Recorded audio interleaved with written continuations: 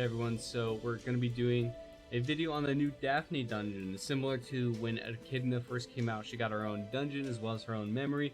I'm pretty sure Echidna's dungeon came out before we knew Echidna was going to be a unit, but obviously, you know, we had leaks and data mines and stuff like that ahead of time, so we knew, some of us knew, but, you know, most of the people that, you know, play the game didn't have those leaks, so it was kind of like a hint.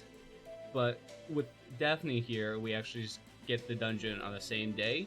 I mean, everything that had to do with Daphne was rushed, which is really weird because it's only their second festival ever, and it's a witch, which is like a big deal lore-wise. I don't see why they would feel the need to rush things so quickly.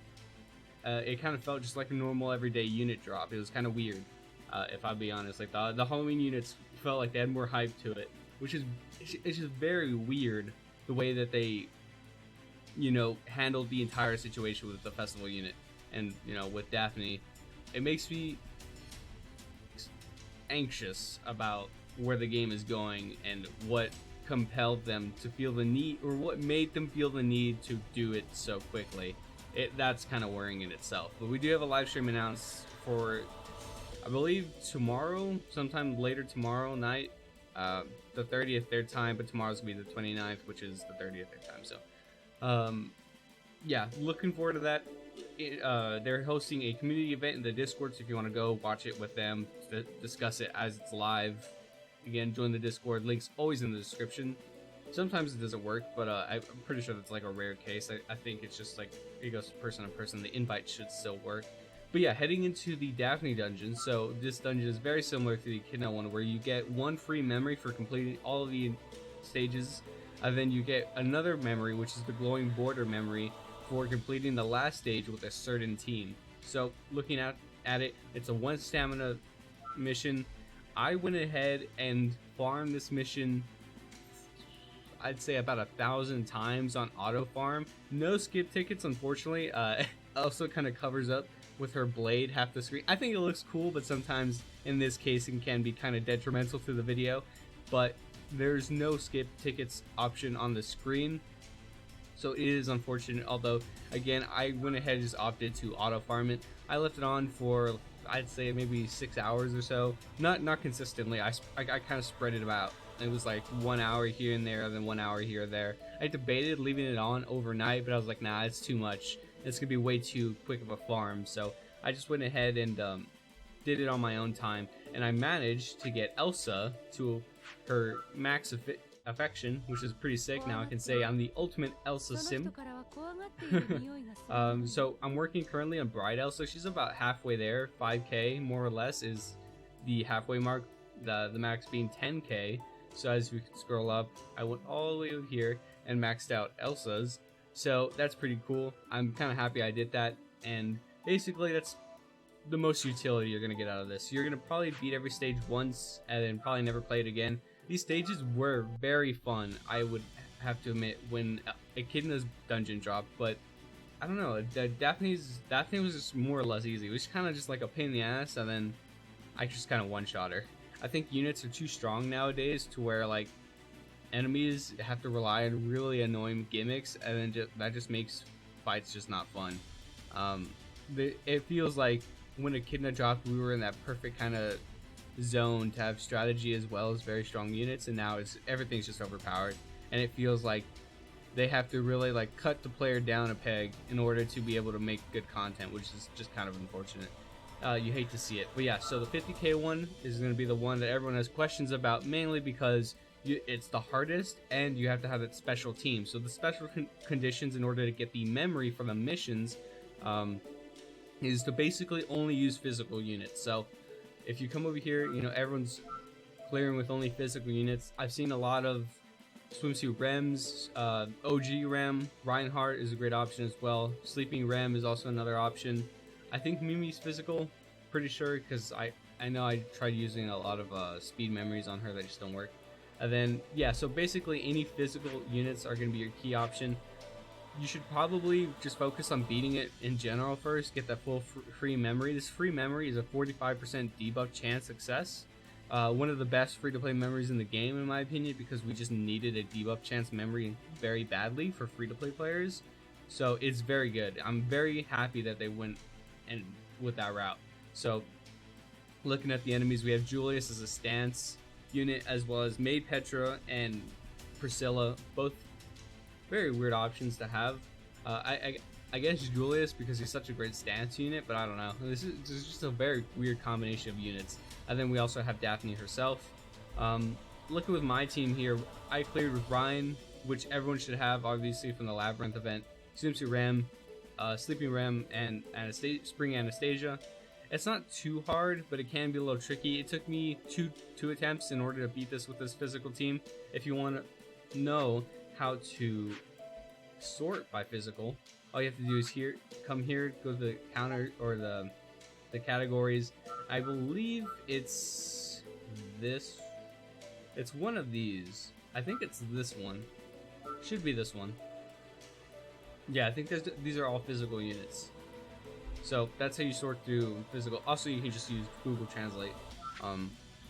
Yeah, so it should come down here. It should be the 5th one, and those are all the physical units you can use. We'll go ahead and play and see how it goes. Hopefully, I'm able to beat it on camera for you guys. Again, it wasn't too bad the second time I beat it. It was just kind of unlucky the first run. So hopefully, I'm able to recreate that. Let me just turn it down for me. Oops, let's turn it up. Hopefully that wasn't too bad. Mainly, you don't want to attack Daphne because she heals a fuck ton. Like, she heals like crazy. So obviously, you want to take off Julius first because he's, you know, a stance unit. What I happen to do was just put cover on him, or put collapse on him with obviously Sleeping Ram, and then basically just one-shot him with Ryan. I used a couple of Ryan's normal basic attacks, and I was able to do the job. He stacks a bunch of collapses, so not only are collapses damage over times, you're also getting that enhanced, you know, damage from yellow units. Also, Daphne hits very hard, so they can actually kill units like relatively quickly.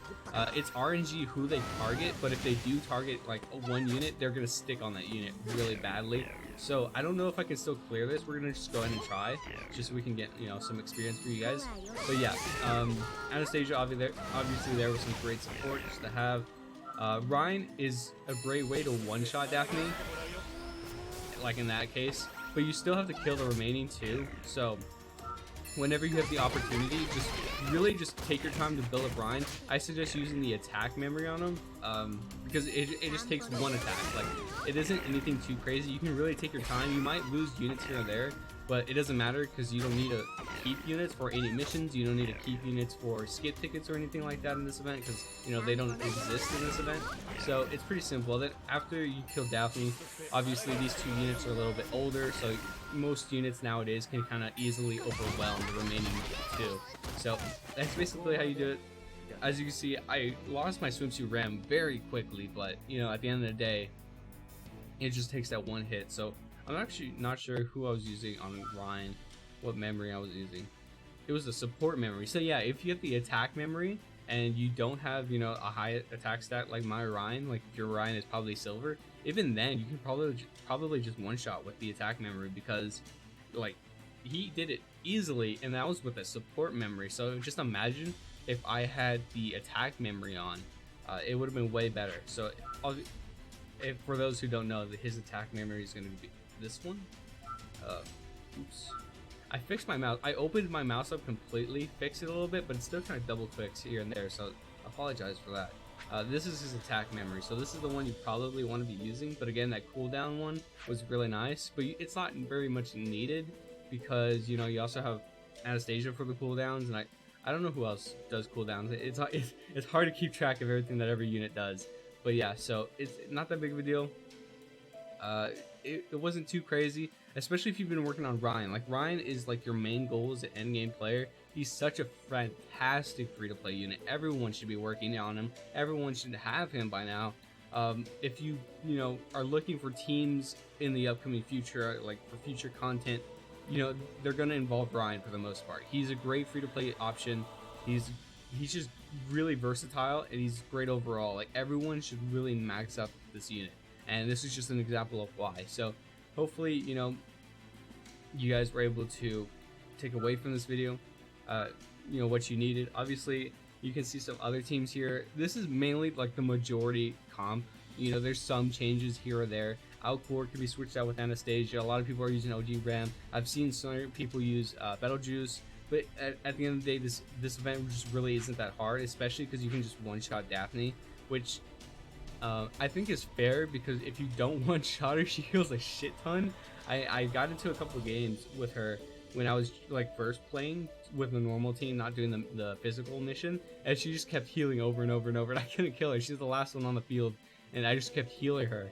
It was super frustrating, so it was kind of funny. But yeah, so that's gonna do it for the video. Hopefully you guys are able to beat it and get both memories. Not as challenging as the Echidna one, or fun, but I'll take it. You know, it's something to do, and it's super cool that it was 1 stamina, so I can farm basically all of this affection for free. I recommend you do the same if you're like a simp and you want to like farm out that affection for that one certain character. This could be a really cool way of doing it, but it's not really that big of a deal. It's not like you're getting rewards or anything like that for it. It's just kind of like a flex thing. So that's gonna do it for the video, and I'll see you guys next time. Later.